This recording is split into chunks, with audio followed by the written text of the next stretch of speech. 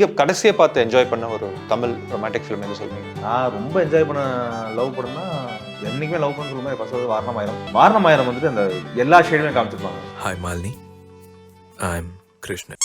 வினய் தாண்டி வருவாயா? வினித்தின பிடிக்கும். நான் அதுக்கு உள்ளார போற ஆளே கிடையாது. ஓகே, இந்த டாக்ஸிக் லவ்க்குள்ள போற ஆளே கிடையாது. நம்மளுக்கு ஜெஸி செட் ஆகாது.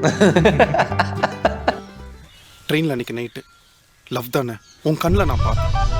உங்களோட ஃபர்ஸ்ட் லவ் பத்தி சொல்லுங்க. அதான் இந்து போய் நாளைக்கு சொன்ன பார்த்தீங்களா, ஆமா. அதே மாதிரி தான் 3 பேர் இருப்போம், மாற்றி மாற்றி தெரிஞ்சிருப்போம், எவனுக்கும் கிடைச்சிருக்காது. அண்ட் நீங்க எப்போ இந்த லவ் லெட்டர்லாம் எழுதிருக்கீங்களா? நம்ம லெட்டர்லாம் எழுதலாம், வாங்க தான் ஆள் இருக்காது. அதான் தேவையில்லாமல் எதுக்கு சும்மா அதெல்லாம் பண்ணிட்டு. கோயம்புத்தூர் லவ்வுக்கும் சென்னை லவ்வுக்கும் இருக்கிற ஒரு வித்தியாசத்தை சொல்லுங்க. கோயம்புத்தூர் பீச் கிடையாதுங்க, விஓசி பார்க் தான். பெரிய ரவுண்டு, ஆமா, ஸ்டோன் பஞ்சு. எனக்கு இதுல தான். ஸோ நீங்க தளபதி சாருக்கு நீங்க சாங்ஸ் எழுதும்போது அவர் கூப்பிட்டு உங்களை பர்சனலா இந்த பாட்டு ரொம்ப நல்லா இருக்குன்னு அப்ரிஷியேட் பண்ணியிருக்காரா? அவர் கலாய்ப்பா இருக்காங்க. நான் நாரடி எழுதி முடிச்சுட்டு கொடுத்து போனாலும் திடீர்னு கூப்பிட்டு ஹாலிடேஸ்னாலே அது நம்ம ஜிடி ஹாலிடேஸ் தான். South India's #1 travel brand. அது இது அப்படி இப்படின்னு எப்படி பார்த்தாலும் இதுதான் ஹிட்டான offer. JNN Institute of Engineering, Chennai. Join CSC AINML, Cybersecurity, MBA and more. TNEA Counseling Code 1126. வணக்கம் இந்தியா கிளிட்ஸ் நேயர்களே. பட் இந்த ஷோக்கு வந்து கொஞ்சம் வித்தியாசமா சொல்லலான்ட்டு ஹாய் இந்தியா கிளிட்ஸ் நேயர்களே, let's welcome director Vishnu to my show. Hi. Hi, hi, வணக்கம். எப்படி இருக்கீங்க? நல்லா இருக்கேன். நீங்க எப்படி இருக்கீங்க?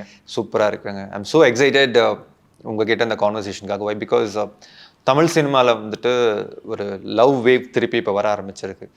திடீர்னுட்டு எல்லாருமே ஹாரராக போவாங்க, இல்லைன்னா ட்ரக்ஸ் பற்றி பேசுவாங்க, இல்லைனா வந்து ரியல் ஸ்டோரிஸ் எடுத்து பண்ண ஆரம்பிப்பாங்க. பட் அந்த லவ் ஸ்பேஸ்ன்றது வந்து இட் வாஸ் வெரி லிமிட்டடாக தான் இருந்துச்சு. 90ஸ்க்கு அப்புறமா அது அப்படியே கொஞ்சம் ஃபேட் அவுட் ஆச்சு. ஒத்துப்பீங்களே? ஆமாம், கண்டிப்பாக. நீங்கள் கடைசியாக பார்த்து என்ஜாய் பண்ண ஒரு தமிழ் ரொமான்டிக் ஃபிலிம் எது சொல்வீங்க? ஆஃப் லேட்டுங்களா? இப்போ நிறையா போயிட்டுருக்கு. நான் ரொம்ப என்ஜாய் பண்ண லவ் படம்னா என்றைக்குமே லவ் பண்ண சொல்லும்போது ஃபர்ஸ்ட் வந்து வாரணமாயிரம், ஓகே, அலைப்பாயுது, பின்ன அதுக்கப்புறம் இன்று போய் நாளைவா, இதெல்லாம் ரொம்ப பிடிக்கும் எனக்கு. அதான் அலைப்பாயுதே வந்துட்டு லவ் பண்ணலையா போனா ஃபஸ்ட் சீன்லேயே அடிச்சு போட்டு பொழைப்பாளா இல்லையான்ற ஒரு செட்டப்பில் போட்டுருவாங்க. அதனால இன்னும் கொஞ்சம் திக்குன்னு இருந்துச்சு. வாரணமாயிரம் வந்துட்டு அந்த எல்லா ஷேடுமே காமிச்சிருப்பாங்க. லவ் இஸ் ஆஃப் வேரியஸ் டைப்ஸ்ன்றது எனக்கு அப்பாவுக்கும் பையனுக்கு அந்த லவ் எனக்கு ரொம்ப பிடிக்கும். ஸோ அதனால் வாரணமாயிரம் எப்பவுமே இந்த ஃபேவரட் ஸ்பாட்டில் இருக்கும். அண்ட் எப்படி இருந்தாலும் பாக்யராஜ் சாரோட ஏதாச்சும் ஒரு படம் இருக்கும் கண்டிப்பாக. வினய் தாண்டி வருவாயா? வினித்தின பிடிக்கும். நான் அதுக்கு உள்ளார போகிற ஆளே கிடையாது. ஓகே, அந்த டாக்ஸிக் லவ்க்குள்ள போகிற ஆளே கிடையாது. நம்மளுக்கு ஜெஸி செட் ஆகாது. பட் வினய் தாண்டி வருவாயில் யார் நீங்கள் டாக்ஸிக் அதிகம்னு நினைக்கிறீங்க? சிம்புவா இல்லைன்னா ஜெஸியா? சாரி, கார்த்திகா ஜெஸியா? அதில் எனக்கு 2 பேரும் ஒரே மாதிரி தான் இருக்கும். அவ்வளோ போகிறேன், அதில் சும்மா ஏன் பிடிச்சிட்டே இருக்கிறேன், போதனா போயிருட்டேன். அது எதுக்குப்பா சும்மா அங்கேயே போயிட்டு இருக்கணும், எனக்கு அது செட் ஆகாது. ஓகே, எனக்கு அதான் வினய் தாண்டி வருவாயாக்குள்ள எனக்கு உட்காரவே முடியல. ஏன்னா அந்த கதைக்குள்ளார எனக்கு உட்காரவே முடியும். என்ன பொறுத்தவே பார்ப்பாங்க எல்லா படமே வந்து நம்ம அந்த ஹீரோவை பொறுத்தி பார்ப்போம். அப்போ நம்ம அதுக்குள்ளே உட்கார முடியுதா இல்லைன்னு பார்த்தா தான் நமக்கு ஒர்க் அவுட் ஆகும். எனக்கு வினய் தாண்டி வருவாயாக்குள்ள என்ன உட்கார வச்சு பார்க்கவே முடியாது. ஓகே, எனக்கு வாரணமாயிரத்துல இருந்தால் அப்பா பையனோட அந்த லவ் ரொம்ப பிடிக்கும். அதனால தான் அந்த இது உட்காரும். ஓகே, இல்லாட்டி எப்படி இருந்தாலும் செல்வராகவன் படங்களும் பாக்யராஜ் சார் படங்களும் இருக்கிற அந்த ஒரு இவன் உருப்பிட மாட்டான் அப்படின்னு தேர மாட்டான்ற ஹீரோக்கள் தான் எனக்கு மண்டையில் இருக்கும். அப்படியே அந்த 7G ரெயின்போ காலனி, ஆமாம், அந்த மாதிரி அதே தான் போயிட்டுருக்கோம். ரைட். ஸோ சின்ஸ் நீங்கள் அப்பா லவ்னு சொன்னதால உங்கள் வீட்டில் உங்கள் ஃபாதர் எந்த அளவுக்கு சப்போர்ட்டிவாக இருந்தாங்க உங்களுக்கு ஃபிலிம் மேக்கிங்கில்? இல்லை, நான் இப்போ படம் பண்ணிட்டு இருக்கேனே, அதுவே பெரிய சப்போர்ட்டிவ் தானே. சினிமாக்கெல்லாம் போகிறதெல்லாம் விட மாட்டாங்க. செவனில் 2 விழுவும், ஏன் வேறு பொழப்பே இல்லையா உனக்குன்றதுக்கு. ஓகே, எங்கள் வீட்டில் தான் 2 வருஷம் டைம் கொடுத்தாங்க. பொழைக்க முடியுதான்னு பாரு, அதுக்குள்ளே பண்ண முடியுதான்னு. ஸோ அதில் பொழைக்க முடிஞ்சதுன்றதுனால போக முடிஞ்சது. ஆனால் எப்படி எல்லாத்துக்கும் ஒரு பயம் இருக்கு இல்லைங்களா, அதெல்லாம் போயிட்டு கண்டிப்பாக வேலை கிடைக்குமா இல்லையா, படித்து டிகிரி சர்டிஃபிகேட் வாங்கிட்டு போகிறவனுக்கே காசு வர மாட்டேங்குது, இதில் இங்கிருந்து போய் எப்படி, அந்த கேள்வியில் இருக்கும். ஆனால் எனக்கு அது ப்ரூவ் பண்ணதுக்கப்புறம் அந்த சப்போர்ட்டு ஈஸியாக இருந்துச்சு. ப்ரூவ் பண்ணுறதுக்கு முன்னாடி எல்லாத்துக்கும் பயம் இருக்கலாம், ஒரே பையன் போய் ஊற்றிக்கிச்சுன்னா அப்புறம் என்ன பண்ணுறதுன்ற பயம் இருக்கும். ஆமாம், அவ்வளோதான். நைஸ். ஸோ இப்போ நீங்கள் சொல்லியிருந்தீங்க வினய் தாண்டி வரைய உங்களுக்கு பெருசாக செட் ஆகாது. வை பிகாஸ் வேணான்ட்டாங்க, அது பின்னாடியே அவ்வளோவா சேஸ் பண்ணிட்டு இருக்கீங்க அப்படின்ற ஒரு இது. நம்ம இந்தியாவில் பாப்புலேஷன் ஜாஸ்தி இருக்கு. அந்த கொஞ்சம் என்ன சொல்லும்போது கொஞ்சம் எலைட்டாக இருக்கும். அந்த கான்வர்சேஷன்ஸ் எல்லாமே போகிறது வரது எல்லாமே நம்மளுக்கு அவ்வளோலாம் செட் ஆகும். ஓகே, உங்களோட ஃபர்ஸ்ட் லவ் பற்றி சொல்லுங்கள். அதான் இந்து போய் நாளைக்கு சொன்னோம் பார்த்தீங்களா, ஆமா. அதே மாதிரி 3 பேர் இருப்போம், மாற்றி மாற்றி தெரிஞ்சிருப்போம், எவனுக்கும் கிடச்சிருக்காது. அவ்வளோதான். அப்படி தான் இருந்தது ஃபர்ஸ்ட் லவ். ஓகே. அண்ட் நீங்கள் எப்போ இந்த லவ் லெட்டர்லாம் எழுதியிருக்கீங்களா? லவ் லெட்டரில் நான் எழுதி கொடுக்குறதுக்குலாம் ஆள் தந்தது கிடையாது. நான் படித்தது எல்லாமே பாய்ஸ் ஸ்கூலு. ஓகே. காலேஜ்? காலேஜில் படிச்சிருந்தேன். காலேஜில் யூனிஃபார்ம் போட்டு அங்கிட்டு சுற்றிட்டு இருக்கிறது தான். பாதி நேரம் நான் ஷாப்பிங் பண்ணுறேன்னு வெளியே தான் இருப்பேன். ஓகே. நம்ம லெட்டரில் எழுதலாம், வாங்க தான் ஆள் இருக்காது. அதாவது தேவையில்லாமல் எதுக்கு சும்மா அதெல்லாம் பண்ணிட்டு. ஓகே. ஸோ இப்போ உங்களோட படம் ஹாய், உங்களோட ஃபர்ஸ்ட் ஃபிலிம் எடுத்ததுமே ஃபர்ஸ்ட் பால் 6ன்ற மாதிரி எல்லா பிக் ஸ்டார் காஸ்ட்டும் உங்கள் படத்தில் இருக்காங்க. ஸோ உங்களுக்கு டே 1 ஆஃப் த ஷூட் எப்படி இருந்தது அந்த ஆக்ஷன் சொல்லும்போது? ஆமாம், டே 1 2 2 நாள் நான் ஆக்ஷன் சொல்லவே கிடையாது. ஃபர்ஸ்ட் 2 நாளுமே வந்துட்டு பிருந்தா மாஸ்டர் தான். ஏன்னா இப்போ பெரிய படங்கள் ஒர்க் பண்ணும்போது நான் கற்றுக்க செட்டப் பண்ணேன்னா, இப்போ ஹீரோயின்ஸை கொஞ்சம் ஹீரோயின் 2 பேருமே வந்துட்டு கொஞ்சம் ஜெல்லாகிறதுக்கு ஈஸியாகிறதுக்கு இல்லை ஹீரோஸாக இருந்திருக்கும். இப்போ நாங்கள் மாஸ்டர்லாம் பண்ணும்போது ஃபஸ்ட்டு 3 நாள் 4 நாள் சாங் போட்டுருவோம். தட் வில் கெட் இந்த மூட் அது கொண்டு வரதுக்கு. ஸோ அதனால் அப்படி எனக்கு தான் நான் ஃபஸ்ட்டு சாங்கில் தான் ஆரம்பித்தேன். ஸோ ரீசன் ரசகுல்லா சாங் தான் முதல்ல ஷூட் பண்ண ஆரம்பித்தோம். அது 2 நாள் எடுத்துகிட்டு அதுக்கு அடுத்த நாள் 3வது நாள் தான் நான் ஆக்ட் சொல்லவே வரேன். 2 நாள் நானே சும்மா வேடிக்கை தான் பார்த்துருந்தேன். எப்படியா ஷூட்டிங் பண்ணுவாங்களா ஜாலியாக. ஏன்னா நம்மளதில் டான்ஸ் மாஸ்டர்களான வேலைகள் கம்மி லோகேஷ்னா படத்தில். வந்தால் கூடி டான்ஸ் எகெயின்ஸ்னு போட்டு எல்லாரும் ஆம்பளை பசங்களாக போட்டு காலேஜ்க்கு ஹாஸ்டலில் விளாண்டுருப்போமே தவிர ரொமான்ஸு இந்த மாண்டாஜில் எடுக்க போகும்போது கரெக்டாக ஸ்லோவாக கரெக்டாக திரும்பி பாருங்கள், ஸ்மைல் பண்ணுங்கள், இதெல்லாம் வராது. என்னன்னே தெரியாது. இங்கே பார்க்கும்போது சரி பிருந்தா மாஸ்டர் வச்சு எனக்கு பிருந்தா மாஸ்டர் பயங்கர சப்போர்ட். ஜாலியாக பண்ணி பார்த்துட்டு இருந்தோம். 3வது நாள் ஃபஸ்ட்டு சீனே வந்துட்டு ஆல் ஆர்டிஸ்ட் இருக்கிற அத்தனை பேர்த்தி இறக்கி விட்டாச்சு. ஒரு 10-15 பேர் இருக்காங்க மொத்தமாக. எனக்கு எடுக்கும் போதெல்லாம் தெரியல முதல் சீன் எடுத்துட்டு இருக்காங்களா. எடுத்து முடிச்சு சாயந்தரம் யோசிச்சு பார்க்கும்போது தெரியுது. ஓகே. அது இங்கே இது சொதப்பிட்டோமே, அங்கே அதை பண்ணிட்டோமே, இது மிஸ் பண்ணிட்டோமே போகும்போது தெரியுது. ஆமாம் இதெல்லாம் முதல் சீனு. அப்போ தான் அது தெரிஞ்சுது. Okay okay okay. ஆனால் பரவாயில்ல, நல்லா இருந்துச்சு அந்த ஒரு ஃபீல். இதுதானே இவ்வளோ தூரம் கிளம்பி வந்தோம். அந்த மொமெண்ட் எப்பவுமே ஏதோ ஒரு படத்தில் பார்த்துருக்கேன். இந்த குட் ஓல்ட் டேஸ்ன்றது வந்து அந்த டேஸில் இருக்கும்போது நமக்கு தெரியாது. அதே மாதிரி தான் அந்த ஒரு பெரிய மொமெண்ட்லாம் அந்த இடத்துல இருக்கும்போதெல்லாம் தெரியாது. முடிஞ்சு யோசிச்சு பார்க்கும்போது தெரியும் இந்த சம்பவம் பண்ணியிருக்கோம் அப்படின்னு சொல்லிட்டு எடுத்துருக்கோன்றது எடுத்துருக்கோம். ப்ளஸ் இப்படி ஸ்டார்ட் ஆன ஜர்னி அண்ட் தென் இந்த பேக்கப் அப்படின்னு சொல்லும்போது வந்துட்டு ஒரு அக்கம்ப்ளிஷ்மெண்ட் ஃபீல் ஆயிருக்கும் இல்லையா உங்களுக்கு? ஸோ அந்த டே அன்னைக்கு ஈவினிங் நடந்த விஷயத்த சொல்லுங்க. நான் வீட்டுக்கு கிளம்பி போயிட்டேன், அவ்வளோதான். அடிச்சு முடிச்சு 2.5 வருஷம் ஆச்சுல்ல. பேக்கப்னு சொல்லும்போது உண்மையிலே முடிஞ்சிருச்சா இல்லை திருப்பி எடுக்க போகிறோமா இல்லை வரோமா இல்லையான்றதே தெரியாது. ஸோ 3 தடவை பேக்கப் போயிருக்கு. ஓகே. அது ரொம்ப ரொம்ப பெரிய ஜேர்னியாக இருந்துச்சு. மாற்றி ஆரம்பிச்சு இழுத்து பிடிச்சி போய் வரும்போதெல்லாம். அதனால் எனக்கு உண்மையில பேக்கப் பண்ணது ஆகஸ்ட் 14ஆம் தேதி படம் ரிலீஸ் ஆகும்போது அது வரைக்கும் ஏதாச்சும் ஒர்க் பண்ணிட்டே போயிட்டே தான் இருப்போம். ஸோ அதனால் எனக்கு நார்மலாக ஷூட்டிங் பேக்கப்னு சொல்லும்போது நான் அசிஸ்டன்ட் டேரக்டராக வந்து பார்த்துருக்கேன். ஃபஸ்ட் டைம் டேரக்டராக வந்து பார்க்கும்போது அது அசிஸ்டன்ட் டேரக்டராக அந்த ஃபீல் கிடையாது. கம்ப்ளீட்டாக வேறு. ஓகே, நீங்கள் எழுதுனது அவுட்புட்டில் அப்படியே வந்திருக்கா இல்லை அதில் ஏதாவது சேஞ்சஸ் வந்திருக்கல? இல்லை நான் என்ன எழுதணும்னோ அதான் எடுத்திருக்கேன். எனக்கு அதுக்கான சப்போர்ட் தான் இப்போ 9 மேம் சரி, கவின் சாரும் சரி, கம்ப்ளீட்டாக தேவேத பில்லர்ஸ் முடிச்சிடுது. ஏன்னா இவ்வளோ பெரிய ஜேர்னியில் ஆர்டிஸ்டோட சப்போர்ட் இல்லாட்டி மூவே ஆயிருக்காது. அவங்க 2 பேரும் பிடிச்சி நின்று பண்ணலாம் போகலான்னு இழுக்கிறது தான் என்னை வண்டி ஓட்ட வைக்க முடியும். ஸோ அதனால் என்ன எழுதணும் அது அவங்களுக்கு பிடிச்சிருந்துச்சு. And ma'am is one of the producer படத்துக்கு. ஏன்னா மாதிரி ஐடியா சொன்னது நான் எனக்கு தான் 9 மேம் தான் கொண்டு போய் நான் ஐடியா சொல்கிறேன். இது நான் அவுட் நோட் நீங்கள் லவ் லெட்டர் எழுதிக்கங்க கேட்டிங்களே, நான் மேமுக்கு எழுதியிருக்கேன். அதுதான் படம். Okay. Out note it's my. எனக்கு அவங்க ரொம்ப பிடிக்கும். நான் சொல்கிறேன் மேம், நான் முதல்ல கதை எழுதும்போது சினிமாக்குள்ளே வந்து கதை வந்து உங்களுக்கு தான் எழுதினேன். எனக்கு அப்போ அதை பிச் பண்ணி லாக் பண்ணி போகிறதுக்கான செட்டப்புகள் வரல. சுற்றி முடிச்சு திருப்பி நான் ஃபஸ்ட் படம் பண்ணுறேன், உங்களுக்கு தான் பண்ணுறேன். அதுதான் அவங்க பிச்சே. அவங்ககிட்ட பேசுகிறேன். அவங்ககிட்ட சொன்னும்போது அதுதான் ஓகே ஐடியாவே தான் சொன்னேன் நான். ஓகே. ஸோ அவங்க ஃபஸ்ட்டு சிட்டிங்லேயே ஓகே சொல்லிட்டாங்களா படத்துக்கு? இல்லை எப்படி எவ்வளோ வாட்டி நரேஷன்ஸ் போச்சு? இல்லை ஃபஸ்ட்டு டைம் நான் first time phone call narration தான். ஓகே. நான் அங்கேயே சொல்லிட்டேன், மேம்க்கு அதுலேயே கோ ஹெட்ன்ட்டாங்க. அவங்க கதை பிடிச்சி நெக்ஸ்ட் நரேஷன் வந்து full narration. She was happy with. அதனால் அதெல்லாம் பயங்கர ஹாப்பி. சென்ஸ் நீங்கள் சூப்பர் ஸ்டார்ஸ் கூட படத்தில் ஒர்க் பண்ணும்போது அந்த ஒரு லேர்னிங், இந்த ஒரு விஷயம் நான் கற்றுக்கிட்டேன் செட்டில் இருந்தேன்னா அது என்னன்னு சொல்வீங்க? நான் லோகேஷ் நாங்கேருந்து கிடந்தோம்னா ஆர்டிஸ்ட் ஹேண்டில் பண்ணுறது. எல்லாருக்கும் அவங்களோட தேவைகள் இருக்கும். ஆர்டிஸ்ட் ஒரு தேவை இருக்கும், கேமராமேனுக்கு ஒரு டெக்னீஷியனுக்கு ஒரு தேவை இருக்கும், எனக்கு ஒரு தேவை இருக்கும். இது எல்லாத்தையும் மேனேஜ் பண்ணுறதுக்கு வந்துட்டு யாருமே முகம் சுளிக்காமல் அதை பண்ணுறதுக்கான நாக்கு வேணும். நான் டெய்லி ஷூட்டிங் போகிறதும் கல்யாணம் போகிற மாதிரி தான். எப்படி இருந்தாலும் மாப்பிள்ளை சைடில் பிரச்சனை வரும், பொண்ணு சைடில் பிரச்சனை வரும், மாப்பிள்ளையே பிரச்சனை வரும், பொண்ணே பிரச்சனை வரும். இது எல்லாத்தையும் ரெடி பண்ணிட்டு ஷூட்டிங் போட்டு போகிறது தான் ஒரு ஃபன் இருக்குது. அதுதான் நான் ஈஸியாக கற்றுக்கிட்டேன். ஏன்னா எல்லாருமே வந்துட்டு டேரக்டருக்கு ஹெல்ப் பண்ண தயாராக இருப்பாங்க. ஆனால் அது எந்த டைமில் அந்த ஹெல்ப்பை கேட்குறோம், இதுதான் முக்கியமான விஷயம். ஏன்னா இப்போ எனக்கு ஆர்டிஸ்ட் ஹேண்டில் பண்ண மாட்டேன். எனக்கு நீங்கள் சொல்கிற முதல் விஷயம் தான், டெபியூட்டன் படத்துக்கு வந்துட்டு இத்தனை ஆர்டிஸ்ட்லாம் கிடைக்கிறதுலாம் ரொம்ப ரொம்ப பெரிய விஷயம். அவ்வளோ ஈஸியாக கிடைக்காது. எனக்கு கிடச்சிது. ஸோ அது கிடச்ச போது எவ்ரி திங் இந்த ப்ரிவிலேஜ் பேக்கேஜ் வரையும் ஒரு செட்டப்பும் வரும், கரெக்டாக ஹேண்டில் பண்ணி போட ப்ரெஷர். எனக்கு அது லோகேஷ் நான் படத்தில் ஒர்க் பண்ணதுனால, ஏன்னா அவர் கூட பார்த்தீங்கன்னா நட்சத்திர கலை விழா மாதிரி யார் யாராவது சுற்றிட்டு இருப்பாங்க. திருமணம் பக்கமெல்லாம் சார் வந்துட்டு போயிட்டு இருப்பாங்க. எனக்கு விஜய் டிவி அவார்ட் ஷோ போன மாதிரி தான் இருக்கும் லோகேஷ் ஷூட்டிங்கில். ஓகே. ஸோ அதனால எனக்கு இது ஹேண்டில் பண்ணுறது கொஞ்சம் உதவியாக இருந்துச்சு. சூப்பர். ஸோ இந்த படம் நீங்கள் ஸ்டார்ட் பண்ணும்போது கண்டிப்பாக லோகேஷ் கிட்ட போயிட்டு நீங்கள் சொல்லியிருப்பீங்க, அவரோட கைடன்ஸ்லாம் கொடுத்துருப்பாரு. அவர் சொன்ன விஷயம் என்ன உங்ககிட்ட? கஷ்டப்பட்டு முடிச்சிடு, முடிவு வரைக்கும் கஷ்டப்படுவேன். முதல் படத்துக்கு அது நடக்குங்க, வேறு வழியே கிடையாது. ஓகே. முதல் படம் வந்துட்டு முதல் படத்தில் கஷ்டப்படாதான் மேலே போகவே மாட்டான்வாங்க. அவன் சைஸுக்கான கஷ்டம் வந்துடும்.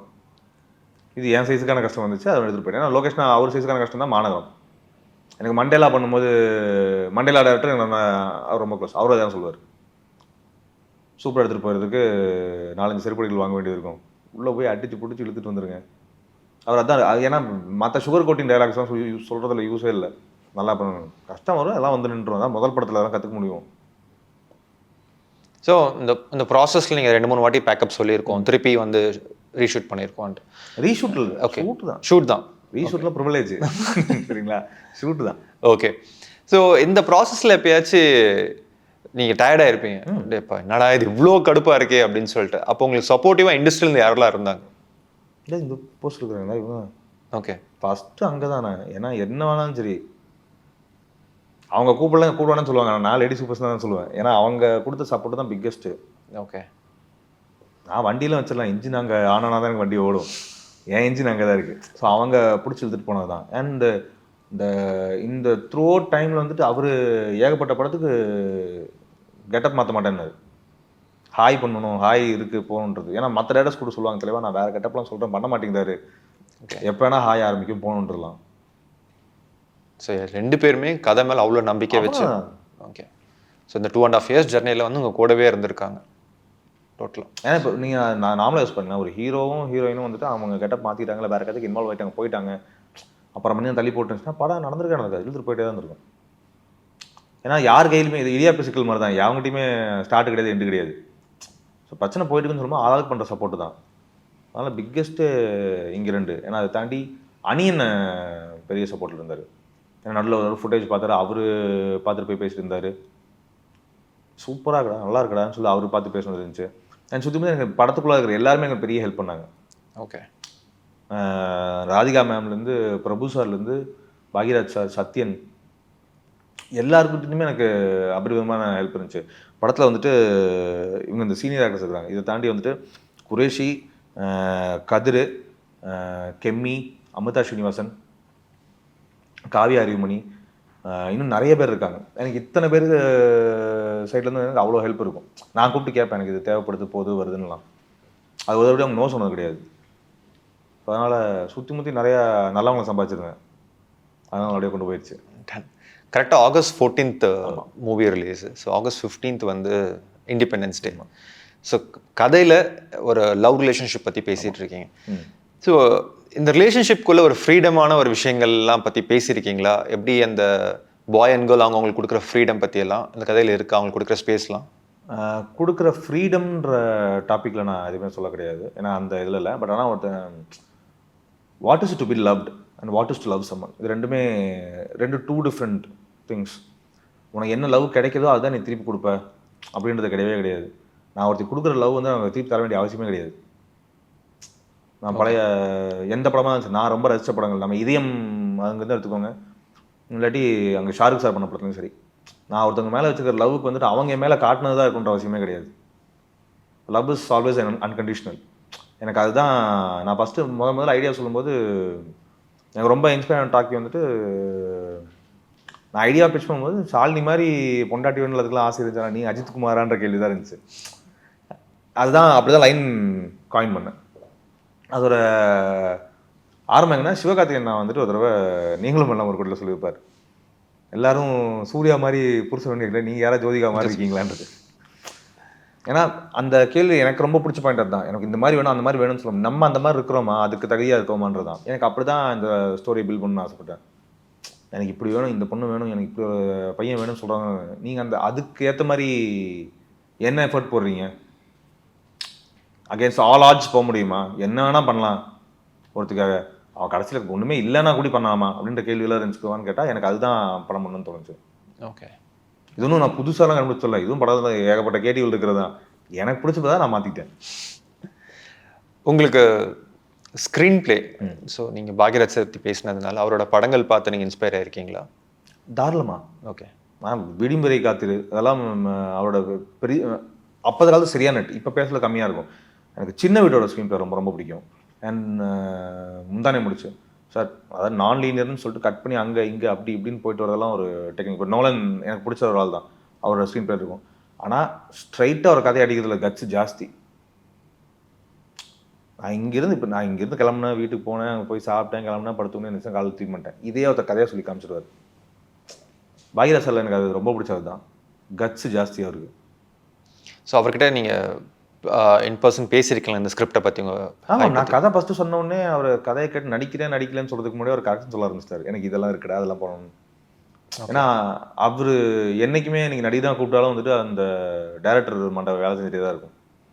ஸோ அதனால் அது ஷூட்லேயும் அவர் நிறையா இன்புட்ஸ் கொடுப்பாரு, கேட்பார். சில அது தப்பாக போகுதுன்னு அவர் தோணுச்சுன்னா கேட்பார். நான் கண்ணை மூடி சில பேர்லாம் கேட்பேன், அவங்க என்ன சொல்கிறாங்க. எனக்கு அது வந்துட்டு Bhagyaraj sir first place. Super. But இப்போ அவரை இழந்துட்டோம் நம்ம, அது பிக் லாஸ். அவர் இந்த படம்லாம் எல்லாத்தையும் முடிச்சுட்டு போய் ரிலீஸ்க்கு அப்புறமா மீன் ரிலீஸ் கூட பார்த்துருக்கணும், but we have missed him. But நீங்கள் கோயம்புத்தூர் பேஸ்டு லவ்ன்றதுனால, ஸோ கோயம்புத்தூர் லவ்வுக்கும் சென்னை லவ்வுக்கும் இருக்கிற ஒரு வித்தியாசத்தை சொல்லுங்கள். அப்படிலாம் வித்தியாசம் கேட்டிங்கன்னா, கோயம்புத்தூர் பீச் கிடையாதுங்க, விஓசி பார்க் தான். அந்த செட்டப் தான். அங்கே தளவு இங்கே தளவுன்னு எனக்கு பெருசாக அந்த செட்டப்லாம் தெரில. ஏன்னா படங்களில் காட்டும்போது கோயம்புத்தூர்னு காட்டும்போது நல்ல கிராமப்புறமாக காட்டணும், அப்படிலாம் கிடையவே கிடையாது. நான் ரேஸ் கோர்ஸ் ஆர்எஸ் போத்தில் சுற்றும் போதெல்லாம் நான் இங்கே இருக்கிற பெஸ் நகர் மாதிரி தான் இருக்கும். என்ன பீச் இருக்காது அவ்வளோதான், அந்த பெரிய ரவுண்டு. ஆமாம், ஸ்டோன் பஞ்சு. எனக்கு இதில் தான் என்ன நமக்கு எக்ஸ்போஷர்ன்றது இங்கே சிட்டி லைஃப் ஜாஸ்தி. இங்கே சென்னை சிட்டி லைஃப் அந்த எக்ஸ்போஷர் ஜாஸ்தி. ஏன்னா வந்து வசிக்கிற மக்கள் இப்போ சென்னைன்னு சொல்லும்போது, இப்போ கோயம்புத்தூர் சொன்னால் கோயம்புத்தூர் சுற்றிக்கிற ஆட்கள் கோயம்புத்தூர் ரொம்ப லொக்கேட்டாங்க. இப்போ சென்னை வாசிகள் மட்டும் தான் இருக்கான்னு சொல்லவே முடியாது. 10% தான் இருக்கும். ஆமாம், மீதி எல்லாரையும் பார்த்துக்கிறேன். ஏகப்பட்ட கம்யூனிட்டிஸ் இருக்கிற இடம் இது. ஸோ அதனால் எனக்கு அந்த எக்ஸ்போஷர் ரொம்பவே ஜாஸ்தி. அதுதான் சென்னை. அதில் லவ் எப்படி வித்தியாசப்படுத்துதுன்னு தெரில. ஓகே, ஸோ இங்கே நிறைய மற்ற கல்ச்சர் பீப்புளும் இங்கே இருக்காங்க, டோட்டலாக மிக்ஸ்னால. ஆமாம், ஓகே டன். ஸோ உங்களோட கதை ஹாய் வந்து இது எதை வச்சு ரிவால்வ் ஆகுது? லைக் கோயம்புத்தூரில் நடக்கிற பெஸ்ட் ஸ்டோரியா, இல்லைனா ஏதாவது ஒரு கோயம்புத்தூரில் ஆர்ஜினேட் ஆகிற ஸ்டோரி தான். கோயம்புத்தூரில் தொடங்கி சென்னைக்கு வந்து திருப்பி கோயம்புத்தூருக்கு போகணும். ஓகே. ஸோ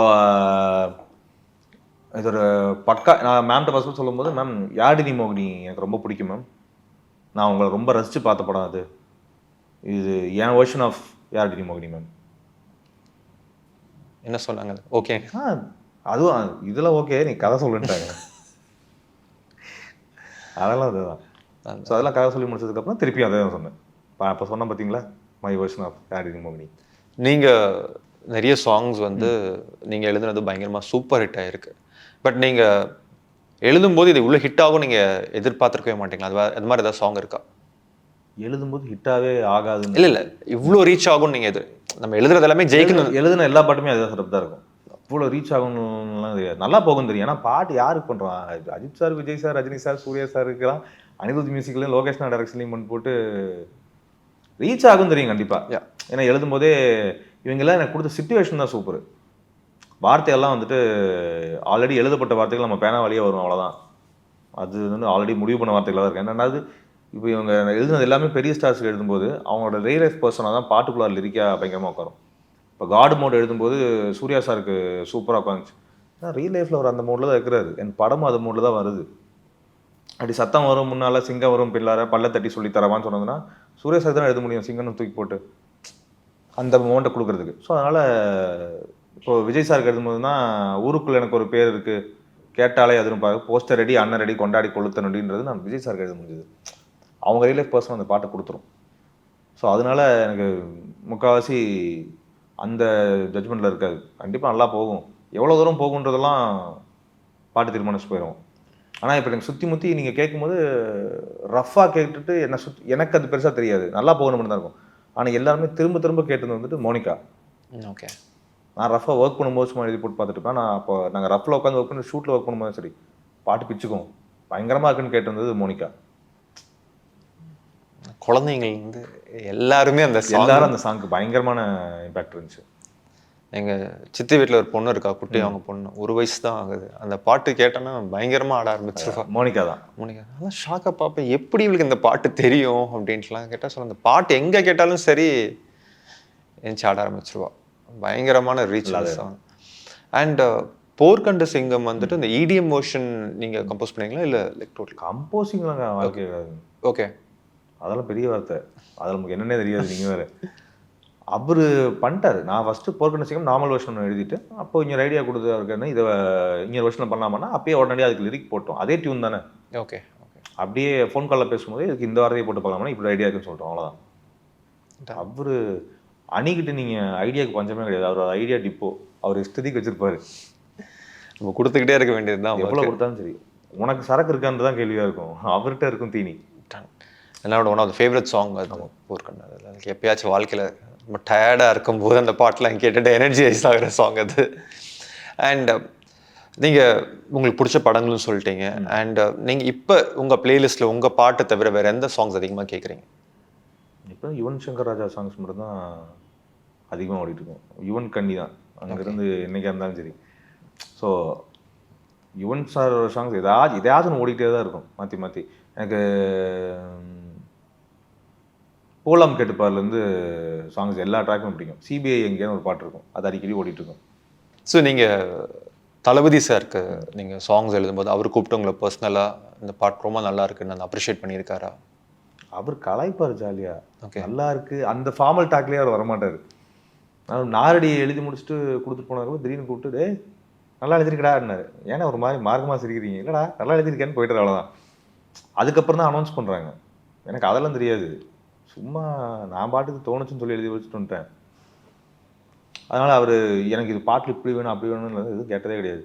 நீ எழுது, நீ பேமெண்ட் வாங்குற, நீ என்ன வேணா எழுதுவ, என்னையே பார்க்குறேன்ட்டு போயிடுவார். ஓகே. பட் அவர் ரொம்ப ஜாலியான ஒரு பர்சனுங்க.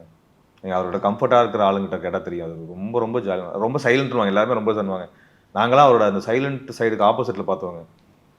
செம்ம ஃபன்னு, செம்ம ரகலையாக இருப்பார். பட் அவரை உங்களுக்கு அப்ரிஷியேட் பண்ணது இந்த நாரடி சாங். அதான் எனக்கு இந்த அப்ரிஷியேஷன். இப்போ லோகேஷ்னா வந்துட்டு பாட்டு செம்மையாக இருக்கா சூப்பர் எனக்கு எதுவுமே சொல்ல மாட்டாங்க. அது எங்களுக்குலாம் அந்த அந்த சிறப்பு அந்த ஃபார்மலாக நல்லா பண்ணியிருக்கிறீங்க. இப்போ வேறு டேரக்டர்ஸில் பாட்டு எழுதி கொடுக்குறேன் போகிறேன்னா அவங்க கூப்பிட்டு பேசுவாங்க. ஒரு 5 நிமிஷம் 10 நிமிஷம் பேசுவாங்க பாட்டில் இந்த லைன் இப்படி எழுதிக்க. நாங்கள் அப்படி பேசவே கிடையாது. ஓகே. ஏன்னா அந்த ரொம்ப சரளமாகவே போயிடும். எழுதிட்டியாடா முடிச்சிட்டியாடா கொடுத்துட்றா போகலாம் பாராட்டெல்லாம் வெளியே பண்ணிப்பாங்க. ஏதாச்சும் வேலை கேட்காம இருக்குன்னா மட்டும்தான் கூப்பிட்டு பேச்சுவார்த்தை இருக்கும். எப்பயாச்சும் லோகேஷ் கிட்ட திட்டு வாங்கியிருக்கீங்களா? இன்னும் வாங்காமல் என்ன பண்ணுறது, கண்டிப்பாக வாங்குவோம். ஓகே. அதெல்லாம் கண்டிப்பாக இருக்கும். டேரக்டர்கிட்ட திட்டு வாங்காத ஏடியெல்லாம் இருக்கவே முடியாது. அப்போ அவன் ஏடியா இல்லை, அவன் வேறு ஏதோ வேலை பார்த்துட்டு இருக்கான் தான் இருக்கும். அதெல்லாம் கசமசான்னு வாங்குவோம். பின்ன திட்டுறதுக்காக ஏதாவது 4-5 விஷயம் பண்ணி கொடுத்துருவோம்ல கண்டிப்பாக. அந்த இதெல்லாம் கண்டிப்பாக இருக்கும். இருக்கிற எல்லாருமே திட்டு வாங்கும்போது தான் க்ளோஸாக இருக்கும்ன்றது தெரியும்.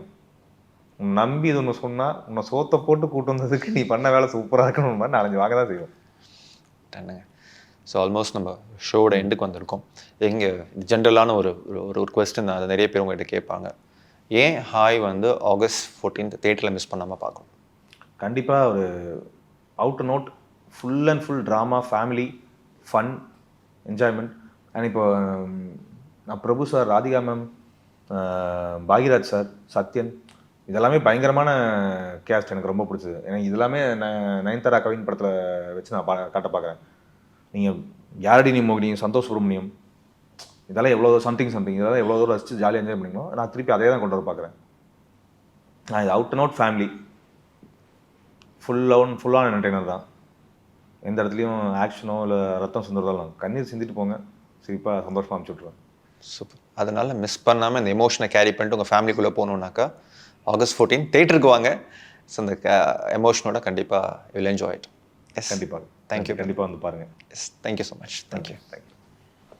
ஹாலிடேஸ்னாலே அது நம்ம ஜிடி ஹாலிடேஸ் தான். South India's number 1 travel brand. அது இது அப்படி இப்படின்னு எப்படி பார்த்தாலும் இதுதான் ஹிட்டான offer. JNN Institute of Engineering, Chennai. Join CSE AINML, Cybersecurity, MBA and more. TNEA Counseling Code 1126.